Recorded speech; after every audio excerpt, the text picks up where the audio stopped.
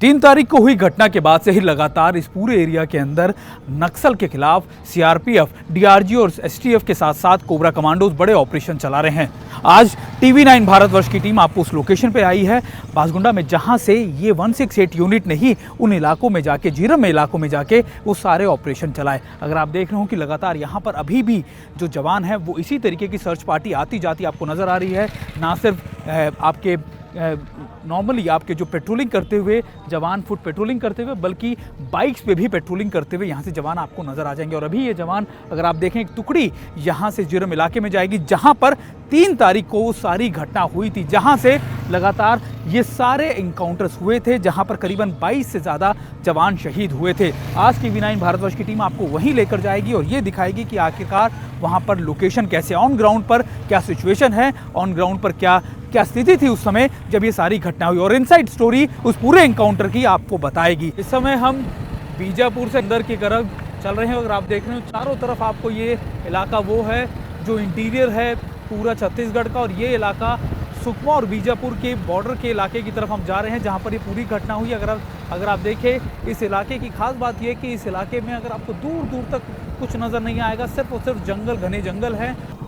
हम इस समय तर्रेम में पहुंच चुके हैं और तर्रेम के बाद हम पहुंचेंगे उस गांव में, जीरम में, जहां पर ये पूरी घटना हुई थी। और अगर आप देखें ये वो आखिरी इलाका है जहां तक सड़कें थोड़ी बहुत ठीक आपको नज़र आएंगी। इसके अलावा अब सारी जगह सड़कें बहुत ज़्यादा ख़राब हैं या फिर ऐसी हैं जहां पर चल पाना बहुत मुश्किल है। लेकिन यहाँ से कई घंटों का सफ़र करने के बाद हम तर्रेम पहुँचे और तर्रेम के बाद अब हमारी अगला सफ़र होगा जीरम का, जहाँ पर अब हमें सीधे पहुँचना है, यानी वो लोकेशन जहाँ पर इनकाउंटर हुआ था 3 तारीख को, जहाँ पर करीबन 300 से ऊपर नक्सली पहुँच गए थे उस इलाके में, जीरम में। और बताया जाता है कि वही इलाका है जो हिडम्बा का जो बेस है या फिर उसका जो गांव है उसके ठीक करीब है। आज हम आपको सीधे उस तरह लेके जाएंगे, लेकिन हम आपको ये भी बता रहे हैं कि आखिरकार जब इस टेरेन की बात करते हैं, यहाँ की चैलेंजेस की बात करते हैं, वो आखिरकार किस तरीके की हैं। अभी हम जिस जगह से जा रहे हैं, अगर आप देखें, अब यहाँ से रोड बेहद ज़्यादा ख़राब आपको नज़र आएगी और यहाँ से चल पाना बेहद मुश्किल भी है, क्योंकि अगर आप देखें कि यहाँ से सड़कें जो हैं बिल्कुल ना के बराबर हैं और यहाँ पर आपको धीरे धीरे इसी तरीके से बाइक की मदद से या फिर आपको साइकिल से या फिर आपको पैदल ही जाना पड़ता है। गांव के लोग अक्सर यहाँ से पैदल ही जाते हैं, लेकिन जो सिक्योरिटी एजेंसीज़ है या फिर जो फोर्सेस हैं उनको ये बाइक मुहैया है। अगर आप देखें कि सारी तरफ इसी तरीके की सड़कें हैं या फिर जो इलाका है वो इसी तरीके से जुड़ा हुआ है। यही वजह है कि अक्सर नक्सली इन्हीं इलाकों के अंदर जहाँ कंस्ट्रक्शन साइट चल रही होती है वहाँ पर आईडी लगा देते हैं या फिर वहाँ पर घात लगा के एम्बुश लगा कर बैठ जाते हैं, ताकि जो भी पेट्रोलिंग पार्टी यहाँ पर आए उसको वो आराम से एम्बुश कर सके या फिर उसको टारगेट कर सके। और इस इलाके की सबसे जो आप कह सकते हैं कि चैलेंजेस है वो यही है कि यहाँ पर आपको बिल्कुल नहीं पता लगता कि आखिरकार एम्बुश कहाँ पर लगाया गया है और नक्सली कहाँ पर बैठे हैं। आज टीवी9 भारतवर्ष की टीम आपको इन इलाकों में इसलिए लेकर आई है ताकि आप ये समझ सकें कि 3 तारीख को जो घटना हुई थी आखिरकार उसके पीछे क्या कुछ चैलेंजेस थे, क्या कुछ चुनौतियाँ थी, और उन चुनौतियों के लड़ते हुए हमारे जवानों ने किस तरीके से ना सिर्फ नक्सलियों को खदेड़ा बल्कि अभी भी इन इलाकों में डोमिनेंस बनाने के लिए या फिर लगातार अपनी पैठ बनाने के लिए यहाँ पर लगातार पेट्रोलिंग कर रहे हैं। हम इस समय जेरम गांव में है और जेरम गांव में अगर मैं आपको दिखाऊं कि आपको नज़र आएगा कि ये वही गांव है जहां पर नक्सलियों के साथ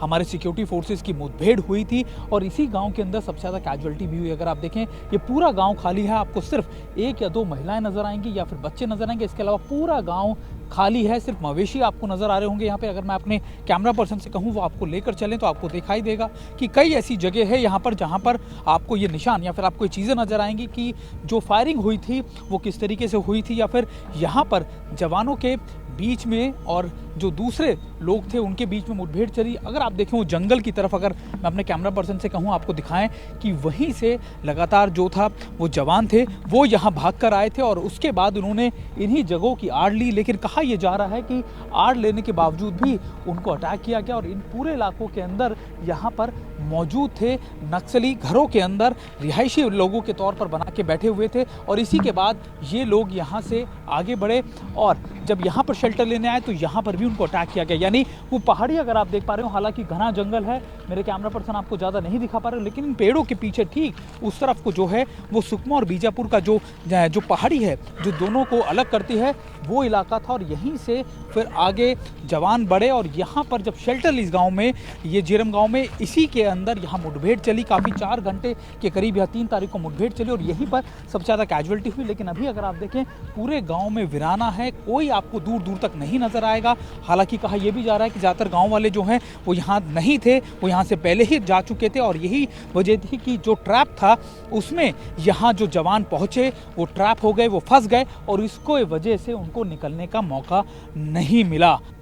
अगर आप देख रहे हो कि गांव के कुछ घर इसी तरीके से बंद पड़े हैं और अभी भी यहाँ पर कोई रहने वाला नहीं है। अगर आप देखें अभी यहाँ पर जो लोग रहा करते थे वो यहाँ से जा चुके हैं, खाली आपको नज़र आएगा सिर्फ यहाँ पर जो उनके जीव जंतु है या फिर जो उनके पक्षी है वो यहाँ पर नज़र आएंगे, गाय उनके या फिर दूसरे जो उनके पालतू जानवर है वही आपको नज़र आएंगे। अगर आप देखें यहाँ पर भी तो आपको इसी तरीके का मंजर नजर आएगा। पूरे गाँव में सिर्फ आपको यहाँ पर या तो जानवर नज़र आएंगे या फिर 1-2 महिलाएँ यहाँ पर ज़रूर नज़र आई हैं, लेकिन ज़्यादातर गाँव इसी तरीके का खाली है। और अगर मैं अपने कैमरा पर्सन से कहूं कि आगे मेरे साथ लेकर चले, हालांकि यहाँ पर बहुत देर शाम तक रुकना ठीक नहीं होता। हम सुबह 4 बजे से निकले हुए थे, लेकिन अब करीबन 6 बजे का वक्त हो चुका है और अभी हमको यहाँ से निकलना होगा क्योंकि ये इलाका इतना ज़्यादा ठीक नहीं है। अगर आप देखें सिर्फ और सिर्फ आपको गांव में इसी तरीके की सन्नाटा नज़र आएगा कि अब यहाँ से ज़्यादातर जो अगर आप देखें टूट फूट अगर आप देख रहे हैं तो ये उसी फायरिंग का या फिर उस समय जो आपस में जो हुआ उसके नज़ारा है। और अभी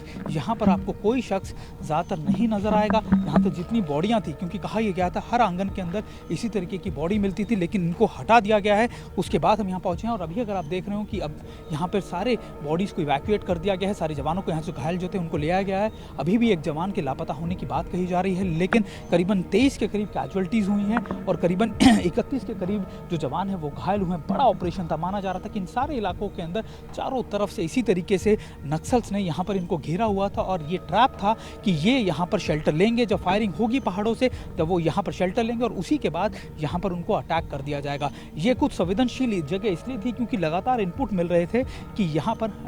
हेडमा जो है वो छुपा हो सकता है, उसके वेयर अबाउट्स यहाँ के मिल रहे थे। यही वजह थी कि यहाँ पर बड़ा सर्च ऑपरेशन भी चलाया गया। 3 तारीख के अटैक के दौरान एक और दिलचस्प चीज जो देखने को मिली वो ये कि नक्सलियों ने ना सिर्फ अटैक किया, एम्बुश किया, बल्कि जवान जो घायल हो गए थे या फिर जिनकी मृत्यु हो गई थी, जो शहादत जिनकी हो गई थी, उनके कपड़े, ब्लड प्रूफ जैकेट, हथियार सभी लेकर गए। यहाँ तक कि उनके जूते तक को नहीं छोड़ा गया। सभी जवानों के ये सारी सामान इसलिए लेके जाते हैं क्योंकि लगातार इन नक्सल्स का इरादा होता है कि ये जो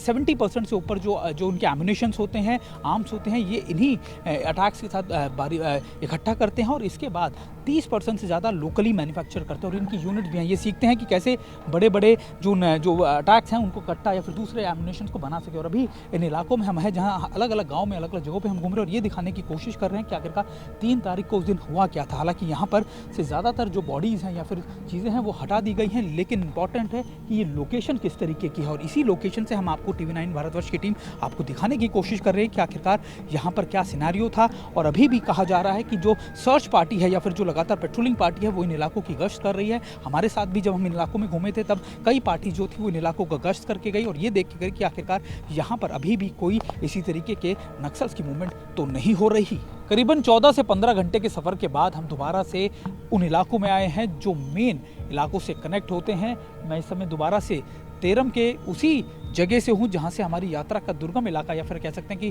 कठिनाइयाँ सबसे ज़्यादा शुरू हुई थी। हम यहाँ से आगे CRPF के कैंप से निकले थे 168 कैंप से और उसके बाद तेरम पड़ता है करीबन 12 से 14 किलोमीटर और यहीं से मुश्किल शुरू थी। ये आखिरी अगर आप कैंप देख रहे हो STF का या फिर आप DRG का, ये मेन कैंप है। इसके बाद यहाँ से आगे कुछ भी नहीं है। यहीं से आगे साजा सोमान या फिर आप कह सकते हैं कि आखिरी कैंप है जो अभी भी निर्मित है या फिर इस पर काम चल रहा है। लेकिन ये इलाका भी इतना ज़्यादा संवेदनशील है कि रात को यहाँ पर मूवमेंट करना एडवाइजेबल नहीं होता, मना किया जाता है। अब इस इलाके से हम बाहर आए हैं, लेकिन हम आपको ये इसलिए समझा रहे हैं कि आखिरकार आप ये समझिए कि अब जब 3 तारीख को ये ऑपरेशन हुआ उसके पहले या उस समय या उसके बाद क्या कुछ कठिनाइयाँ आई होंगी हमारे जवानों के सामने कि उन्होंने इन दूरगामी इलाकों में ना सिर्फ पैदल चलकर बाइक की मदद से ऑपरेशंस को अंजाम दिया, बल्कि जब कैजुअलिटीज हुई, जब इवैक्यूएशन हुआ, वो भी कितना ज़्यादा कठिन था। कोशिश ये की जाएगी कि इसके बाद तेरम के इसी इलाके के आगे भी कैंप्स को इस्टेब्लिश किया जाए। ये वो आखिरी कैंप है जहाँ पे मैं आपको बता रहा हूँ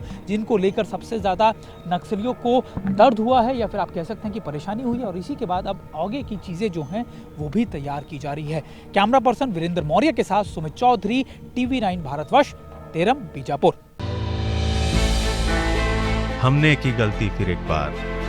कोरोना ने किया दोबारा प्रहार। मास्क, 2 गज दूरी, करें अपनी सुरक्षा खुद। कोरोना टीका हम सबको लगाना है, मिलकर साथ समझदारी से कोरोना को हराना है।